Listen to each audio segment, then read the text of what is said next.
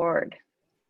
Okay, I'm going to reiterate what I just said because I think that's something that would be worthwhile to have on record. For your methods section, the whole point is to describe who is it that you want to take your survey, how are you going to go about recruiting them, who's in and who's out, and then what are you going to give them? Like, what's the material? What are you going to give them that they're going to be taking for your study? And then if you created any items of your, like on your own or as a group, you need to include that.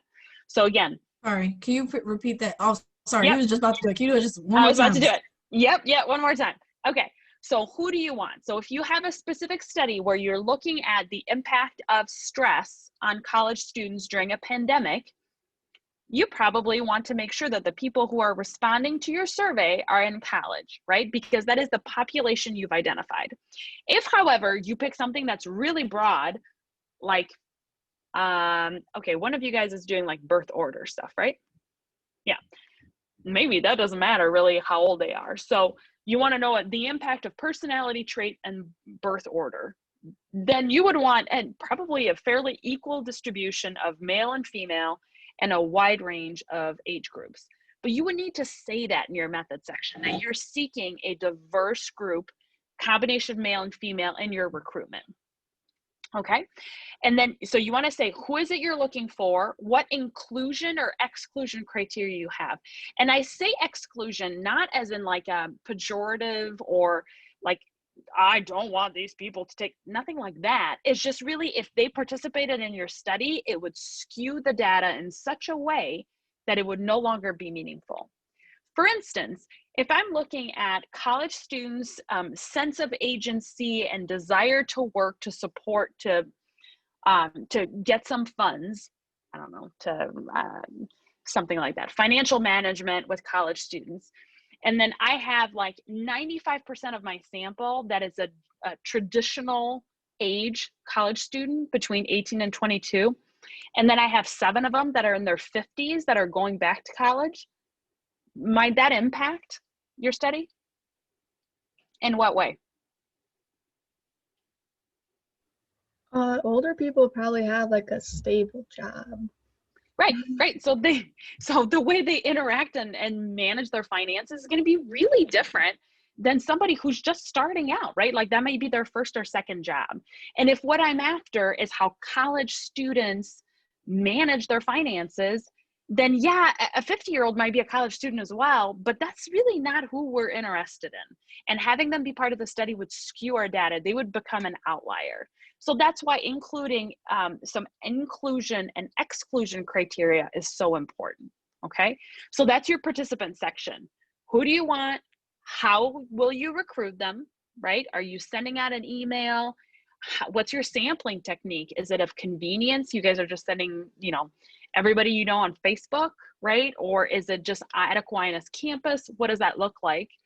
Inclusion, exclusion criteria, like I talked about. And then you want to talk about materials. So what is it you are giving to your participants to answer questions as far as your hypothesis? So you would want to make sure to talk about reliability and validity, that the survey you're using has been studied and shown, in fact, to be robust, that it is reliable among other empirically supported studies, and that it is a good, valid measurement of what it says it's measuring. This is why we've been talking about reliability and validity so much this semester. In addition, if you end up writing any questions on your own, make sure to note that, because then we can't provide psychometric analysis of, questions you just ask. We don't know that. You can also feel free to write in there that general demographic questions will be asked. That's okay too. Okay. Jasmine, I feel like you had a question that related to the literature review that was different than this conversation. How can I help with that? Okay, I don't know, this has been a rough semester, so I just feel like I did this like wrong. And okay, that's all right. So I just want to like make sure when I reattempt this, I do it right. We have the introduction, which is like a short, like, this is what I'm studying, and like this is the topic and everything. And then like for and then we're sectioning it off like it was on Course Connect on like things we found from the literature. Yes. So if you look at that part on Course Connect that says example lit review, your intro or lit review should look like that. So some subheadings to kind of divide the material, but it's just a review of what is out there in the literature that supports your topic. Okay, so it's not going to be the same one as yours. It's going to be different. Of course. Oh, absolutely. It's going to be whatever your topic is on. Okay, yeah, that's where I messed up. I tried to like make it like yours, and yeah, it didn't make sense. So. Oh, I'm so sorry. No, so the idea is use the same framework, right? Like the same idea on how the articles are integrated and how she speaks about, I think she has a section on like cognitive impact and physical impact. Like she's divided up the topic in two, but make it salient to your group topic and what you're interested in. Okay, that makes so much more sense because it was like so confusing to try to do. Ah, Yeah. Jasmine, I'm so sorry. Yeah, no. So again, this is the theme. We should have it crocheted on a pillow that we each have as we get cozy for this class. Semester of Grace. Give it another go. Call me tomorrow. Text me. I can walk you through it and then resubmit. Okay, thank you. No problem. I have a question. Yes, Darshana. Yeah. So basically for this, the next portion of the assignment that's due. Mm-hmm. So I'm just trying to ask questions to clarify, 'cause I think that's what I do to like learn. I don't know. Maybe it's a cognitive. That's fine. I'm sure that others have the same question you do. So basically what we're doing, like, do we have to like have like the same, like, you know how we're in groups? I'm trying to like make it simple and not like more complex the way I'm trying to ask the question. Oh, Yep. You got a cute dog. Sorry. So to Thank make you. it like, we're basically, since we're in groups, are we like aiming for the same audience? Meaning like, are we all shooting like, okay, if we go to Facebook, are we all gonna go to Facebook? Or if we're like doing like Aquinas and Facebook, do we all shoot for Aquinas and Facebook? Or just like, this person does this person does that, and then we all just bring it together? Or like, how does that work? Excellent, excellent question. So I would say yes and no. So not super helpful, but here's why. If you have a hypothesis that is all in line, because each of you is working with kind of a different hypothesis, right, within your group, but ideally you should all be pooling the same type of people. So your paper is going to be individual to you because it's your individual hypothesis. But when you speak about recruitment, you should have the same general idea as everybody else when you talk about how you're going to get folks, because all of you guys are then going to pool all of the responses together. And it would be unfortunate if you're like, in college student, only college student, then someone else in your group was like, anyone, and here's a 12-year-old answering and a 74-year-old, like that's gonna muddy up the data. So as a group, you guys should know who is your target audience and who do we want to actually give the survey to.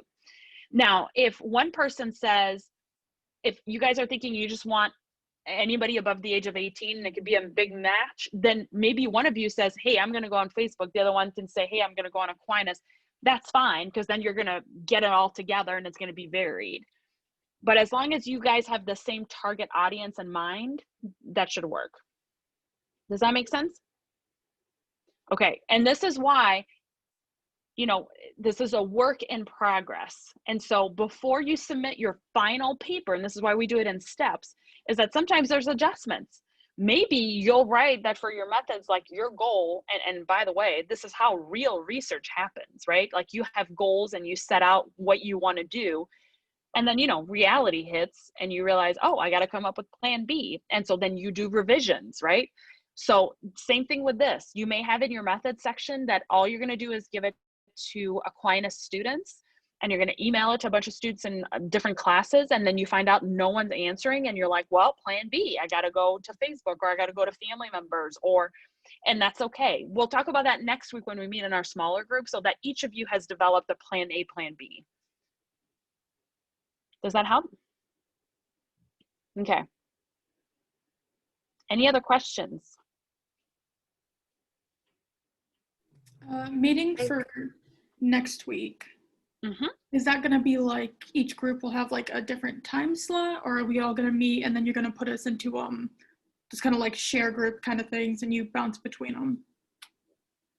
I would rather a different time slot. I think that Okay. would make the most sense.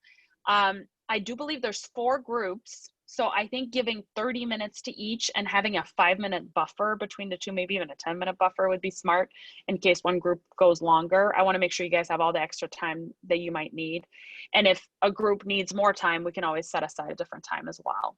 Okay, I was just curious about that. So maybe it would be helpful actually for me. Izzy, who are you paired up with? I feel like I know. Very sweet, Just so- Tarshana and Leah.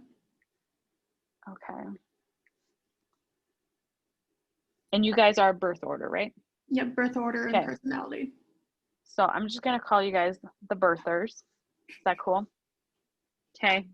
Group 2. Samantha, you were with, I met with you guys last week, didn't I? Yes. Remind me who's all in your group. Bridget? Bridget, Grace, and Jasmine. Okay. And it was like COVID related and social support or social media? Like trauma in social media. Okay. Would we have to code our survey if we make our own? Yes. Okay. Because we still haven't really been able to find anything survey-wise. Really? Yeah, which is a little scary. On social support and trauma? Yeah, people don't give access to their survey. Like they Ah. mention the survey, but you have to pay or you Got have to it. sign up for something. 2 ways, and this is going to be valuable for everyone. So if you see that, type in whatever the name of the survey is, or maybe even the author, and then so through Google Scholar, you can go and write that into the bar and write .pdf, or you can email one of the librarians directly and see if they have access. They have a fancier way of getting it. So if there's a couple that you like, I would utilize those 2 resources too. Thank you. Okay. Let's see. Haley, Haley, which group are you in?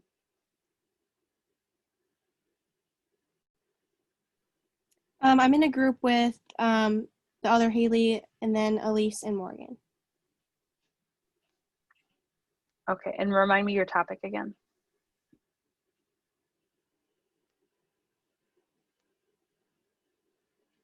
Can one of you guys remind me your topic, please? Yeah, it's the effect of music on, what was It was music. We'll just call it Yeah. music. Okay. I thought it was that, and I was like, I'm not 100%. So, okay, and then Daniel, Miranda, Claire, and Elmar, is that right? Yeah. Our topic is news source and hopefulness. News and hope. Okay, did I miss anyone? I think I got everyone. Okay. So I'm gonna probably right at the end of this course or maybe during our break, I'll write in the schedule and then we'll just do it by 30-minute slots. And that'll give us, again, I'll do a little buffer in between. That should work just fine. Okay? Okay. Other questions? Okay, I'm gonna start lecture, but please let's, like this stuff, not that lecture's not important. Lecture's always important, but it's a stats heavy lecture. I know, you guys, it's exciting. Whoops, what am I doing? All right, so last week we talked about bivariate correlation. This week, drum roll, multivariate correlational analysis. Dun, dun, dun, dun, dun, dun. Super exciting. All right, why do we care about this? Why are we even talking about it, right? Because what is bivariate, what is a correlational analysis for 2 variables? What's the take home message? What do you guys remember from that?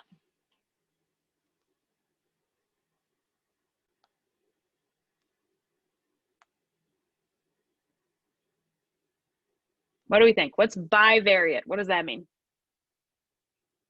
Yep. I remember it being like two variables. Yep. And then and how they relate to each other. exactly. So it kind of, it doesn't say what causes one, right? At no point are we talking about causality, but how do they interact and how do they relate to one another in a way that is either meaningful or is not, right? So if we had a graph that was like this, right? So this is the graph. What would that tell us?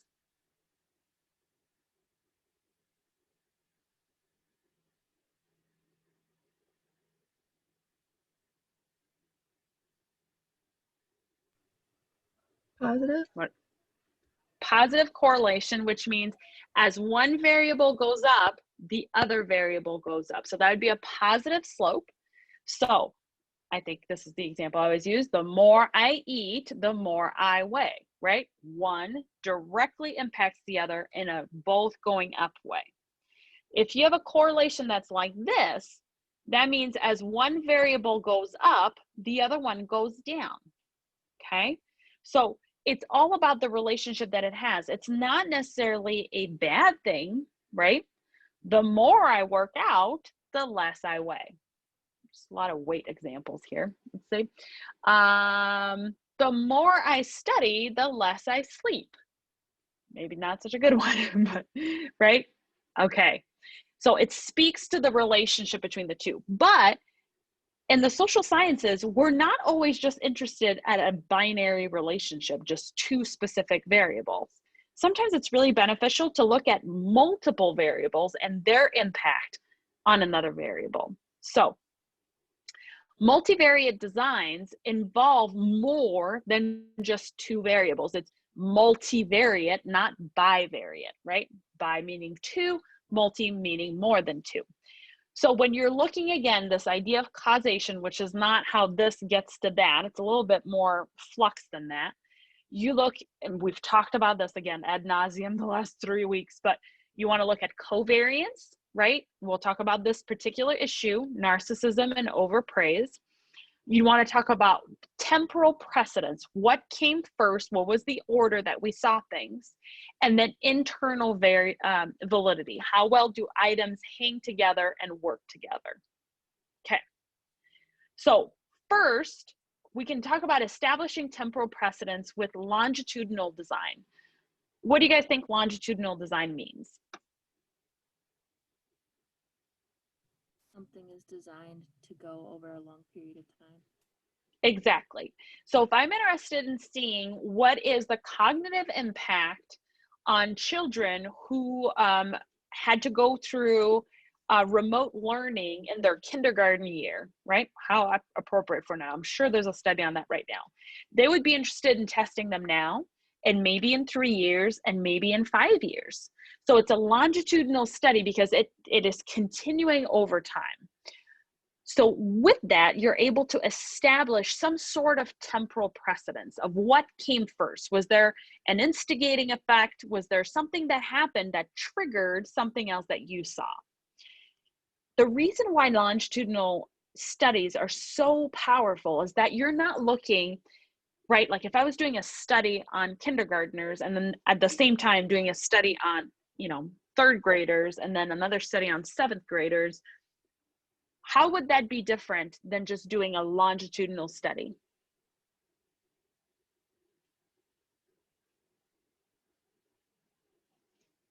What do we think? Because those are 2 different grades, so it's kind of different if you're doing 2 separate ones. So that kind of doesn't make sense. Because if you're doing like long-term, like, are you doing like kindergarten to 7th grade, or is it like kindergarten? Like, I know what I'm trying to say, but I can't spit it out. Yeah, no, I think I'm seeing where you're going, Tarshana. So if with the same group of kids, I have 100 kids and I test them in kindergarten, and I test them again in 3rd grade, and then I test them again in 5th grade, why is that different than me picking a random group of kindergartners, random group of 3rd graders, random group of 5th graders, and seeing the difference in their scores? Like, because it'll be different because it's not the same group of kids. So that if you pick random set of kids, the results won't be the same each time because now that's exactly right. you're doing a new study every time, basically. That's exactly right. So that's 100% what it is. So you have 3 separate experiments. Whereas with the longitudinal study, you are following the same kids and you're able to track changes. So you take away or you remove, or another way in statistical terms that we talk about, you control for variability because you're using the same kids. So there's no way you can go, well, that cohort was real smart and that one were real dum-dums, right? You can't do that. It's the same kids. They just evolved in different ways, right? Okay, so it gives us greater strength in knowing if there is a temporal precedence. If something has happened, you're looking at the same kids. Okay, pitfalls of doing longitudinal studies. Why don't we do them all the time? Because it takes a long period of time to track kids over a course of years. For sure, right? Like that is very challenging because you don't, I mean, first off, you have to get the parents to agree to be in the study and then agree to be in the study for multiple years. It is not uncommon that as someone fills out, and you guys may experience that yourself, you may have a 20-question survey and somebody fills out only 10. So they drop out of your study in a way halfway through. What's the rate of dropout if your study's 10 years long? Right? It's pretty high. Life gets in the way, people move away, they lose interest. So longitudinal studies are great, but they are very challenging and it's hard to maintain participant involvement. Okay. So how do we then interpret results that come from a longitudinal design? So we can look at correlations, between 2 variables over time. So seeing how they relate here, how do they relate here again, and how do they relate again? So this is not looking at temporal precedence because of this, then that. It's looking at how is the relationship between 2 variables, how did that evolve over time, okay? The autocorrelation is how does the response on one particular variable, how does that correlate over time with itself? So for instance, those of you who are interested in the birth order and personality trait, maybe you want to know what are the rates of assertiveness over time. That's the only item I'm really looking at, and I'm going to look at their scores and see how it correlates to itself in a way within its own domain over time. In other words, is it crystallized or is it more fluid? Okay. Hopefully you guys have heard about that if you've taken like a basic psych class like intelligence, crystallization, and fluidity. So is it set or is it more ever changing? Okay. So there's several examples we can talk about that. So the first one is this. This is a cool study that's in your textbook. It talks about overpraise of children being associated with narcissism. What do you think they mean here by overpraise of children? Is this something you guys are familiar with or you've heard about, or?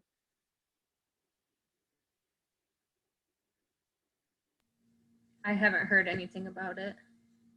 Like giving the kid too much, like telling them they're too good at things, or like right. It's commending them on things too much. So this stemmed out of like probably in the 90s or so, where the concept of self-esteem became far more prevalent. Like we need to help our children develop self-esteem. And if you think about context-wise, parenting changed a bit during that time from do it because I told you to, maybe more corporal punishment or spanking, or more like children to be let loose, like a little bit more flexible and feeling at ease with your kids being on their own, to really believing like the importance of building your child up, because they were finding that adults were struggling more with depression. So it was like, okay, well, let's fix it from the beginning. So if we really praise them and support them, then they'll grow up to be strong, independent adults that will be more successful. But as with anything, when the pendulum swings one way to the other, sometimes it goes a little wacko on the edges, which can cause problems. And so then you have kids that the parents are like, and I don't know, does this relate to you guys? Do you guys know what I mean? Like some parents were like, my child is God's gift to humanity. Do you guys know what I mean by this? Okay, your textbook has a whole section on it. You should read it. It's kind of interesting. But that parenting has become that I am now subservient to my child as their parent. They guide, and my only role in life is to help them out and support them and bolster them so that they can live through whatever situation they need to live through. Some of the pitfalls that have come out with that is that a lot of these kids have come out with narcissistic skills or traits, right? Which you're like, well, okay, yeah, A to B, right? That's really temporal precedence. Okay, so let's look at some of those specific studies. So they did cross-sectional correlations looking at whether two variables measured at the same point in time are correlated. So again, this idea of overpraise, you can see it's written right here. So the correlation between mother's overevaluation at time 4 and children's narcissism at time 4, here it is, okay? This is a weak correlation, but it is consistent with the hypothesis. But because there's both variables in cross-sectional correlation, they were measured at the same time, this results in alone cannot establish temporal precedence, right? Because they're measuring this at the same time. So it's not saying one led to the other, okay? It would be more over-evaluation at time 1. How does it relate to narcissism at time 4, for instance, okay? So let's look at that. Autocorrelation shows this is the same thing that I'm measuring, overvaluation and narcissism. And it's saying how steady it is with itself, how correlated it is with itself over time. So that was the concept of autocorrelation that I talked about earlier. Lastly, there's this cross-lag correlation. So what you're doing is you're establishing temporal precedence by going across. So if I'm over-evaluating in time 1, does it have an impact on a measure of narcissism at time 2? Same thing, if I over-evaluate at time 2, does it have a relationship that's significant for measurements of narcissism at time 4? Okay, that allows us to look at temporal precedence, okay, by looking at in a cross-lag correlation. Okay, does that make sense? Everybody on board with that, this idea? Okay. All right.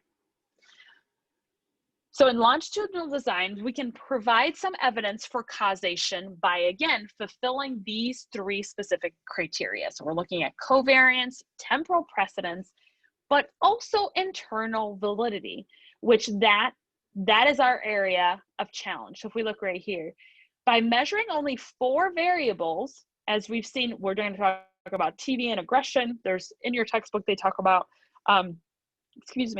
exposure to overly romantic material and teen pregnancies, things like that. The problem with that is it doesn't rule out that there's another factor playing a role in it that's not even being measured, right? It does not allow for that because it's still a bit too simplistic. It's just looking at if this, then that, right? But there's a bunch of other stuff. Like, again, our example of overpraise and narcissism, can you guys think of any other factors that may lead to an increase in narcissism in a child?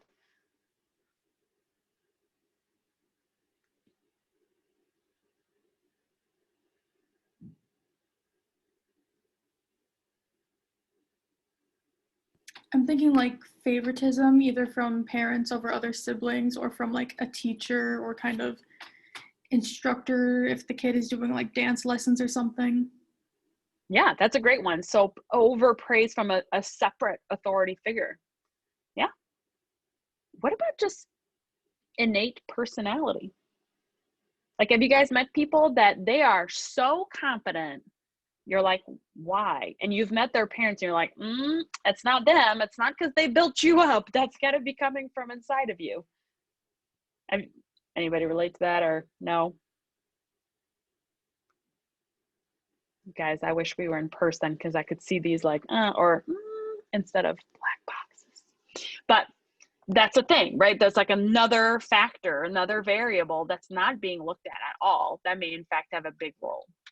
So the question comes up, right? It begs the question, why not just do an experiment instead of doing a longitudinal study? And very often the problem is you cannot randomly assign people to a specific variable. For instance, personality trait. You can't be like, hello, extroverted person. Because of random assignment, you're going to be an introvert. Okay, bye-bye. Enjoy taking that survey. Doesn't work that way, right? You cannot randomly assign. And oftentimes it is unethical. So if you think again, what is the role of parenting style, and you randomly assign kids to different parenting groups, that may be really harmful, right? Like that, there's the borders on unethical. So because of that, we cannot just do a simple experiment. But what we can do is we can statistically look at other variables and their impact. So the way you want to think about it is by explaining away the variance. So we're going to have multiple factors or variables that are going to be trying to describe or help us understand a dependent variable. And we want to see which of those independent variables accounts for the greatest amount of variance. Which of those independent variables explains away the best the dependent variable. Okay, so what you do in those cases is a multiple regression. That's a different type of analysis. And the way you would do that is whenever you have more than two variables that you're measuring. So I think I've used this example earlier this year. If I'm looking at what leads to college success, I may be interested in multiple things. Maybe I'm interested, I think we've talked about this, like income, GPA coming into college, SAT score, right? Those factors are all going to be contributors or have an impact on college success. However, I measure that. Maybe it'll be GPA in college or retention rate, something like that. I maybe even throw gender as a predictor, right? Anyway, so the idea is all of those variables could explain away our dependent variable to a certain degree. So again, if you use a regression model, it's when a third variable affects the relationship. It's not just bivariate. And adding more predictors is what you do in a regression model. They're very, very common when you look in newspapers and journal articles. That's often the way it's described. But it is important to know at no point can you assess causation. In a longitudinal study, you can to a certain degree, right? Because you're measuring the same people over time on a similar construct, and you can do that cross-sectional lag one, right? You cannot with this. You only talk about the strength of the relationship and the amount that accounts for variance. That's really all that you can do. All right, so a couple examples. In your textbook, they talk about this a lot. Teen pregnancy and sex on TV. Is there in fact a relationship, right? What's another hot topic that you hear about all the time?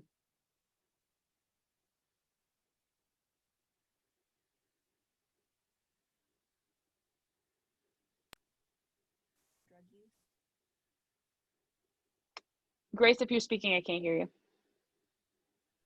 I said teen drug use. Teen drug use. Okay, so maybe it's what you see on TV and what leads to your drug use. Sure.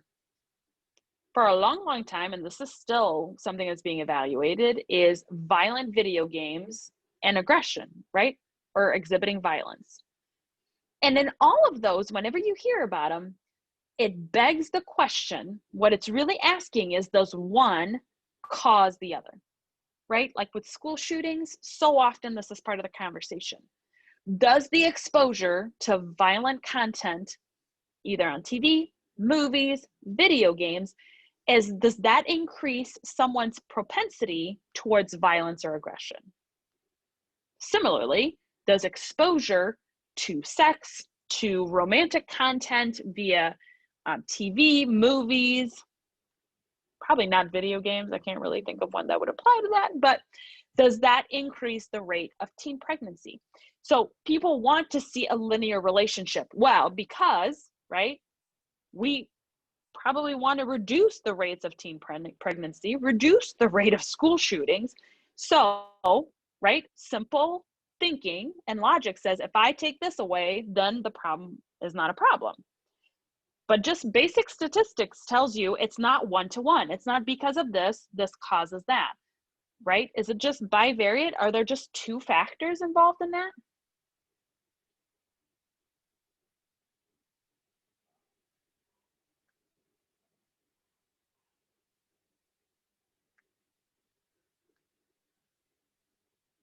What do we think, you guys? No, I think it's another factor. Like it's a lot of factors that can play a role in that. Like it could be like more cases depending on like where you live, possibly, or like standards. I don't know, like stuff like that. I'm not sure. No, you're absolutely correct that it is never that straightforward, right? Very few things in life are just because of that, then that, right? Like that's not, we live in a really complex world that's really nuanced, and it's not so black and white. So yeah, you can't just say, oh, we'll eliminate teen pregnancy by not showing kissing on TV ever, right? Like, huh? There's kind of there's other factors involved. Okay, so this is a study, again, they talk about it at great lengths in your textbook. And it's, again, the exposure to sexual content on TV, which I get frustrated about that too, because your textbook is like, some of the things they qualify, I'm like, okay. And then the rate of pregnancy risk, okay? And so what they found, right, they're doing a bivariate correlational study, that they were positively correlated such that higher amounts of sex on TV were associated with higher risks of pregnancy. But the researchers also measured several other variables. So how much TV do they watch in general? How old are they? How are they doing in school? Do they live with both parents? Like, what are these other factors? And they were able to conduct a multivariate correlational analysis. So if you see here, what we would do is we would find the line of best fit. I think we talked about that, right? Where's the center line? If I were to estimate, it'd be somewhere here. So that's a pretty strong positive correlation. Now, if we control for age, we can look at the relationship within sub-age groups. So if you are here, if age is not responsible for the correlation, okay, I mean, do you guys see each of the dots has an age on it? I don't know if you guys can see this screen really well. Can you? Not really. Ooh, we're having a low participation night.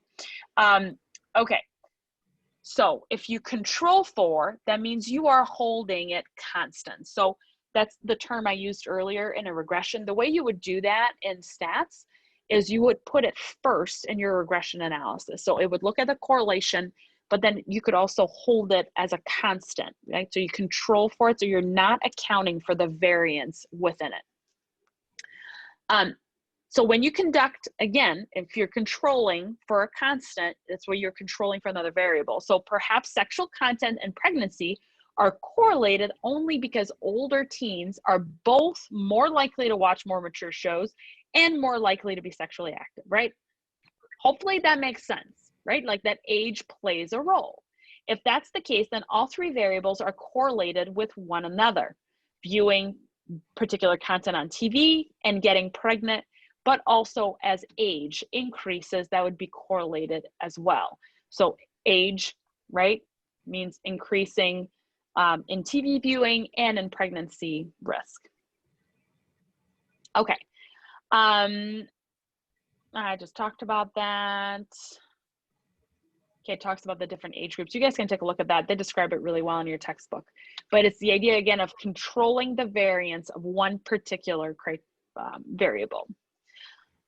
When we look at regression results, you can see if there's a third factor that's present, that's taking a large role or explaining away a lot of the variability as well. Did you have a question, Tarshana?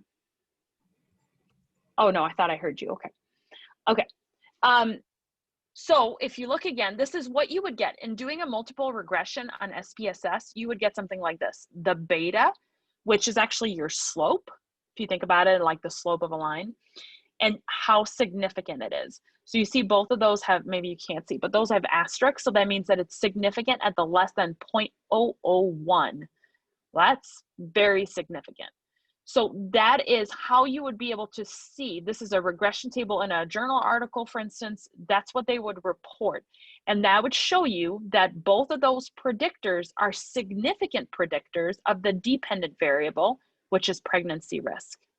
Okay.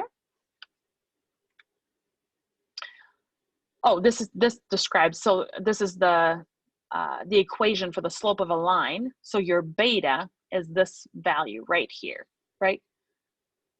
Hopefully none of you guys are having like eye twitch moments thinking back to geometry and thinking about the slope of a line.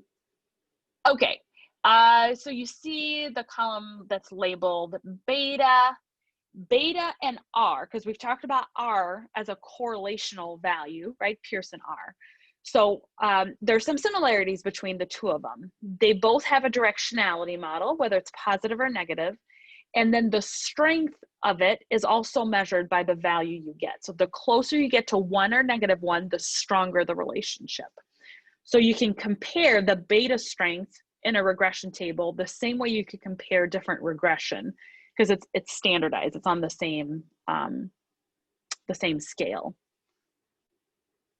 Okay, so how would we describe the significant beta? So this is important because some of you guys might end up using a regression analysis for your project. So this is some of the language that we use to describe it. So for instance, the relationship between exposure to sex on TV and pregnancy is positive, meaning high levels of sex on TV are associated with higher levels of pregnancy risks, even when age is controlled for, okay? If you control age, there's still a significant correlation. The relationship between exposure to sex on TV and pregnancy is positive even when age is controlled for. So you see there's a slight variation, but it's saying the same thing. So that's to describe the significant beta of 0.25. That was in this right here, exposure to sex on TV.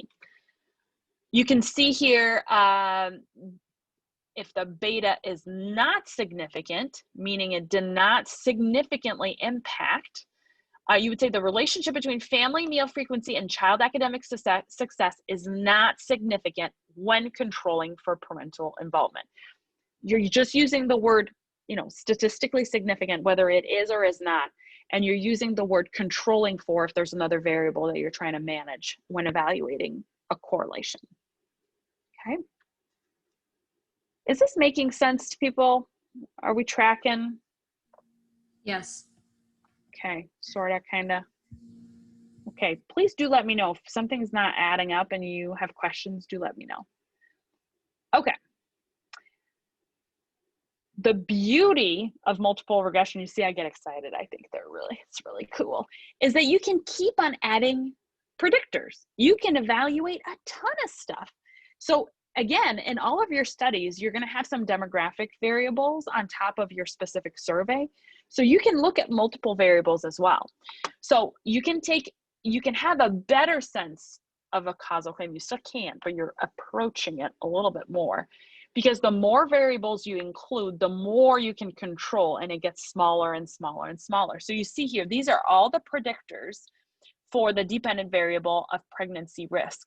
So you see exposure to sex on TV, age is right here. Then you have total television exposure, lower grades, parent education, educational aspiration, different ethnic groups, being female versus male, living in a two-parent household, any history of what they consider deviant behavior, things like that. And then you're able to see which one accounts for the biggest impact. So from that, what do you guys see?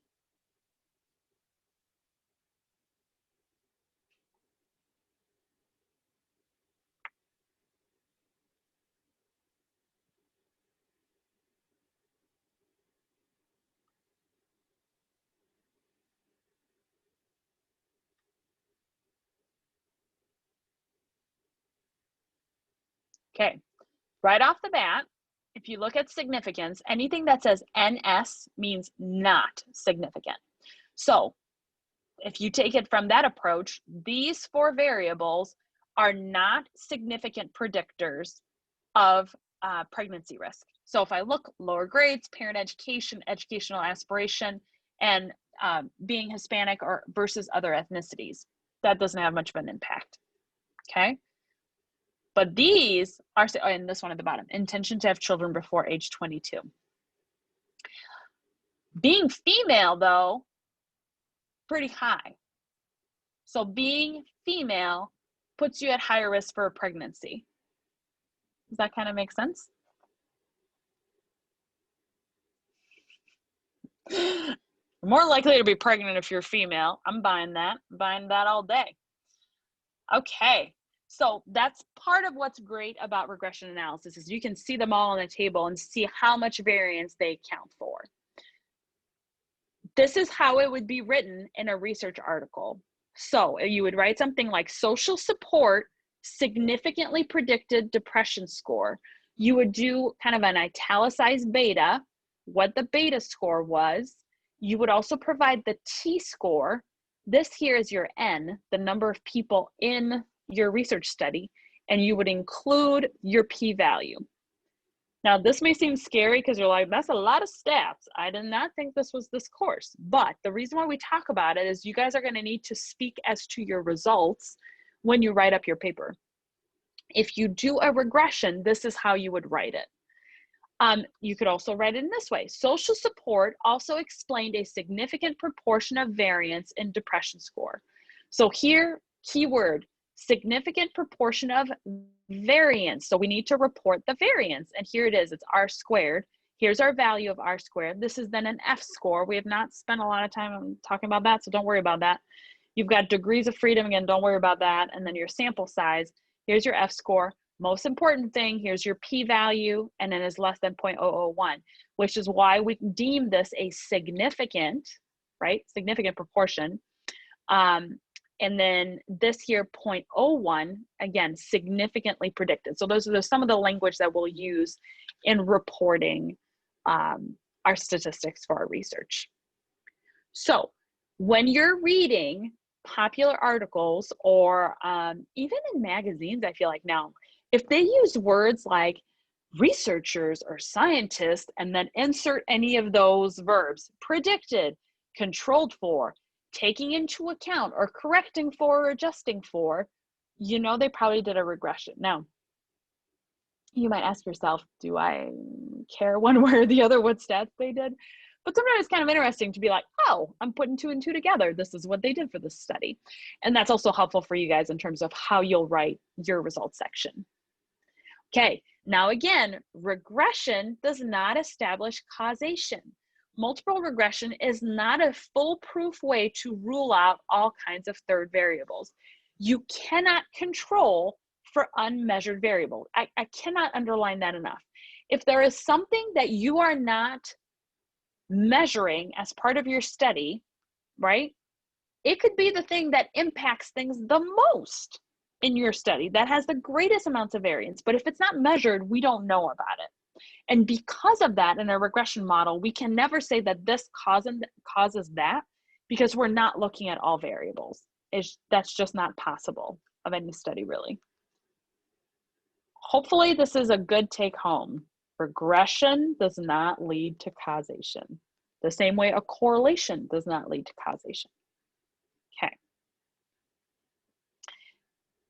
When you're looking for causality, what causes something or leads to something, you want to look at patterns and what is most parsimonious. And what do we mean by that? These are some examples. The longer a person has smoked cigarettes, the greater are the chances of getting cancer. Note that this does not say, if you smoke, you will die of cancer. Right? That last sentence I just said, that's far more causal. If this, then that. This is saying, if you do this a lot, you have a greater risk of this. What does that sound like to you guys?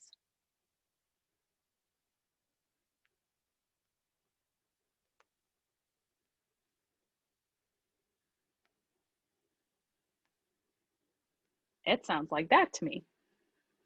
The more you do this, the more chances you'll do that. A what? Yeah, a positive correlation, a positive association, for sure. Same with this. People who stop smoking have lower cancer rates than people who continue smoking. Okay, so you're talking about the relationship here, really. So it's a pattern, and you're trying to find a parsimonious relationship, something that explains it away that is not going to be too challenging to understand. Okay. Now, journalists are not good at that, right? They sensationalize. They want to look at what's hot and cool, and they're not providing what one would consider a broad and deep review of the literature. That's just not what's done.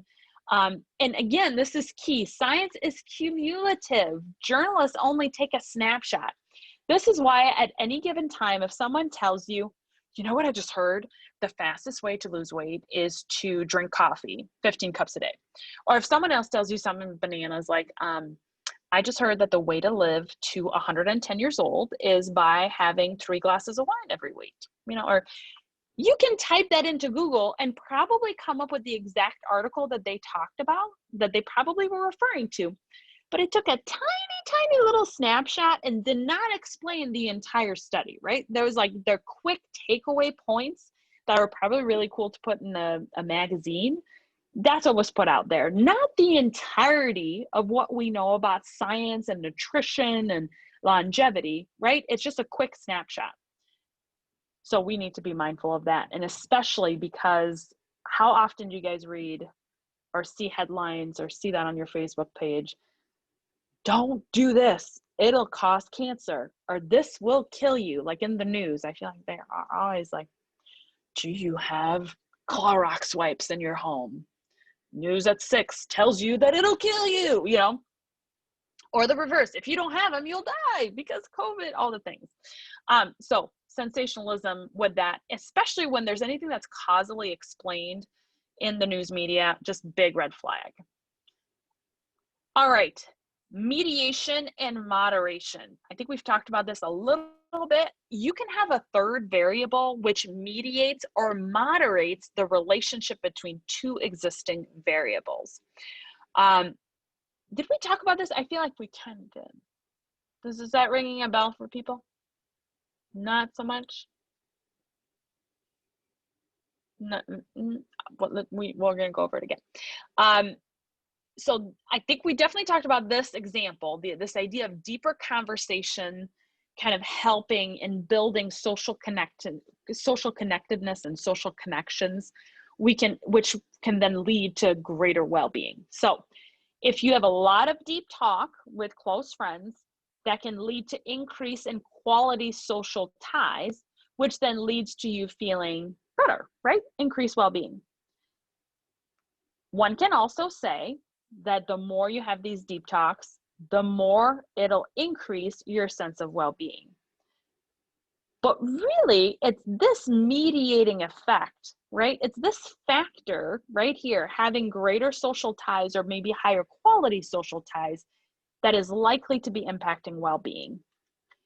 So here's something else. This is a mediator versus a third variable, which is important for us to keep in mind. Mediator impacts the nature of the relationship between 2 variables. A third variable is just something else that impacts a dependent variable. So what's the similarity between these 2? So both are involved in multivariate research, right? You're doing it with more than one variable. Both can be detected using multiple regression.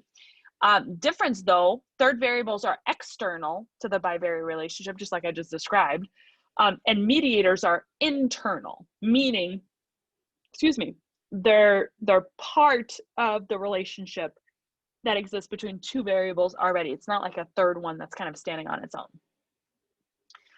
This would be an example of a third variable. So educational level will impact the amount of deep talk and might impact how well you feel or you respond that you feel. But it's not because you're highly educated that you have more deep talk or that you feel better. Do you guys see that? So this here, this variable is not impacting this relationship. It is related to each, but does not impact it this way. Okay. So mediators ask, why are 2 variables associated? So the quality of social ties explains why deep talk is correlated with well-being, right? The more deep talk you have, The more closely tied you feel to people, the higher rates of well-being. Okay, so it explains why deep talk is linked to well-being. Moderators ask instead, for whom or when does this association exist? Okay, a moderator moderates the relationship again between those two variables. So it changes it slightly in how they're relating to one another, but it's not so much of a why, it might be a for whom or a when. You won't see a whole lot of moderator. There's a good one here, and I think we've talked about this one too.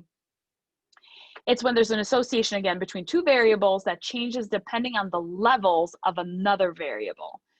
This, I swear we talked about this. Am I crazy about attendance? The idea of fair weather fans, attendance to sporting events. I think we and did. Team success. Morgan, thank you. I feel like I'm going crazy. I'm like, I think we talked about that. So it's this idea that the more people attend, right, then maybe the greater success the team has, or there's greater attendance when the team does better. But there's this whole other issue, right? There's this whole other variable, which is residential mobility. How easy and how accessible is it for people to move about? So Phoenix has high residential mobility, and here's the relationship between the team success and the team attendance. Whereas Pittsburgh, low residential mobility, and here's the impact, right? This is a moderating variable. The moderating variable is the degree of residential mobility and how that moderates the relationship between local sports team success and attendance at games. So again, if you're in a highly mobile residential area, that will impact the relationship between the two. If you are not, that will also impact it. So just the presence of that variable impacts the other relationship. So that is a moderating variable. Okay, for the exam, this would be something to have a good grasp on. What is the difference between mediation, moderation, and just a third variable? Okay, this is just a quick differentiation that would be helpful to take a peek at, and look at the examples in your textbook. They describe them pretty well as well. But again, all three of those, it's an additional variable. It's not just bivariate. You either have another variable that's moderating the relationship, mediating it, or just a third variable that's impacting it in a different way. Okay. This, again, we've talked about validity in in every module we've talked about, but these are the 4 validities you're looking at. Also, when you're doing multivariate analysis, you want to make sure that each of your variables meet the standards for strong validity. As always, you want internal validity, that the scale hangs together well, construct validity, that it's measuring what you say it's measuring, external validity, that it responds similarly to other scales accordingly based on the topic, and statistical validity, that once you're testing it out, it shows a strong discernment. Okay, that was a lot of talking, gang. Questions, comments, concerns? Hopefully I've not been frozen this whole time, and you guys, and this has been recording. Any questions about the paper? Questions about multivariate regression? Okay. I will, right after this, we're not going to do a break. This will just be the end of class since we just kind of ran long. I'm going to write up the schedule for each group. So take a peek. I'll probably write it. So I'll do it 2 ways. I'll send a message to all the teams, to everyone. So you'll get a message on Course Connect that'll say each team and what time. And then I'll copy that schedule and create a new link in the announcement section. So you have 2 ways of getting it. I have a question. Oh yeah, go ahead, Morgan. So we have to put like our statistical results in our paper? Not or now, is that like an way later. No, yeah, not now, but like in the end? Yes. Okay. So here's what's to look forward to. You're wrapping up your literature review and introduction, whatever we want to call it, all of your studies that describe why this is a topic that's important. Your hypothesis, what do you predict will happen between your variables? Next week, we're doing the method section. Who do you want in your study? How are you going to recruit them? What are you going to give them? And then during next week's group meetings, we'll also talk about how you'll deploy your study. And you should do that after next week. Next week should be when you start putting your survey out. Yes, Bridget, I saw that.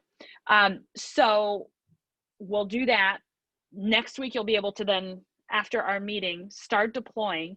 You'll deploy your survey for a couple weeks, and then we in class will also do group analysis. Like, how do we make sense of this data? How do we analyze it? We're going to use Excel or online programming, depending on what your question is, to make it make sense. And I will help you with that, because again, this is not a straight up stats class, but all of you have had stats up until now. So it shouldn't be unfamiliar. And then we'll make sure that all your analysis is done, but you are responsible for the results section. So the results section is where you will write out the findings, and then you'll have a discussion section that'll kind of be a so what. So you had these results. What does it mean? Why do we care? Where do we go from here? Does that help, Morgan? Yeah, it does. Okay.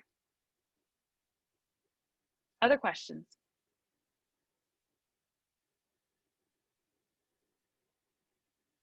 Okay. There's nothing else, then we are good for the rest of the night. I'm going to post this on YouTube as soon as it finishes converting, and we'll go from there. All right. You guys have a great night. Thank you.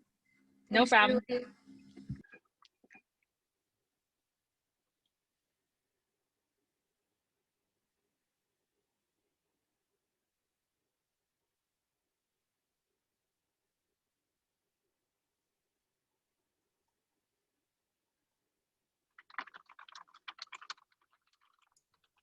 So I wasn't here for like the first 30 minutes. I was at the hospital again.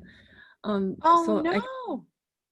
I've been having really severe stomach issues this year. So Oh no, I'm so sorry. no, it's okay. Okay, hold